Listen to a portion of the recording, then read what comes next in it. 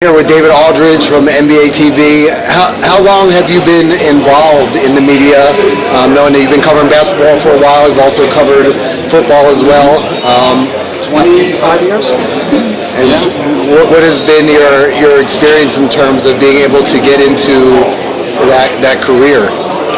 Well, it's something I was doing when I was in high school, so I knew that's what I wanted to do. I didn't really have any other ambitions, so my task was to figure out a way to get involved in journalism as a profession, and I was fortunate enough that at an early age I was able to get a job at the Washington Post, and I was able to stay there for about 9 years. And was that really your big break? Was the Washington Post? Oh, sure. I mean, I was 22, and I was very lucky. I had done an internship there after I graduated from college, and they just happened to have the job nobody else wanted. I took, and I felt very fortunate to be in the building at 22 doing anything, and it worked out. And what have you seen over the last 25 years in terms of the media, the changes where Super Bowl was pretty small and now it's huge, NBA Finals from Magic and Bird till now? Certainly the amount of interest and the amount of people in the business has grown exponentially. Got a lot more people, a lot more media than when I first got into business. You've got a lot more blogging, tweeting, all that sort of thing, which in many ways is good because it democratizes the business. You don't have to work at the Washington Post, you don't have to work at the New York Times. You can start a blog tomorrow, and if people think you have interesting takes, you can make a career out of it. So that's a good thing.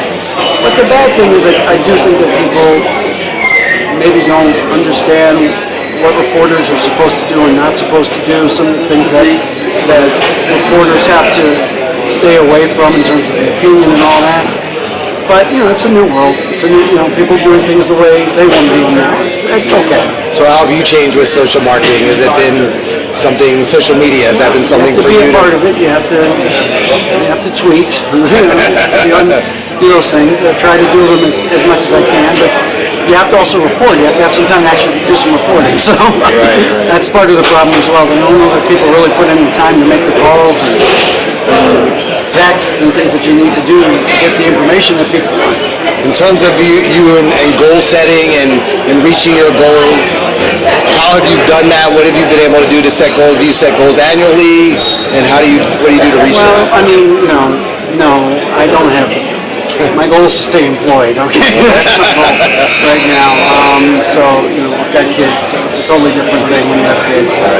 I just try to do the best job that I can to the best of my ability. And hopefully it's something that people still have, they think has value. And so far, at least, so far so good. And last question, anything that you would give advice to high school or college students that want to be in your shoes? I would say read everything every day. Don't just read the sports section, read the editorial page, read the business section, because everything comes from everything now. You can create a niche for yourself, being a business reporter and covering the business of sports, exploring, there's all kinds of different things you can do now.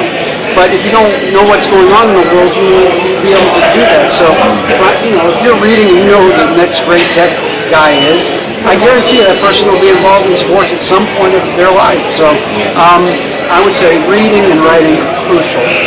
Always. And reporters listen. Good reporters listen. They don't just wait to ask their next question. Listen to the answer that someone gives them. And that's how you become a better reporter. All right. Thanks a lot, David Aldridge. Appreciate your time.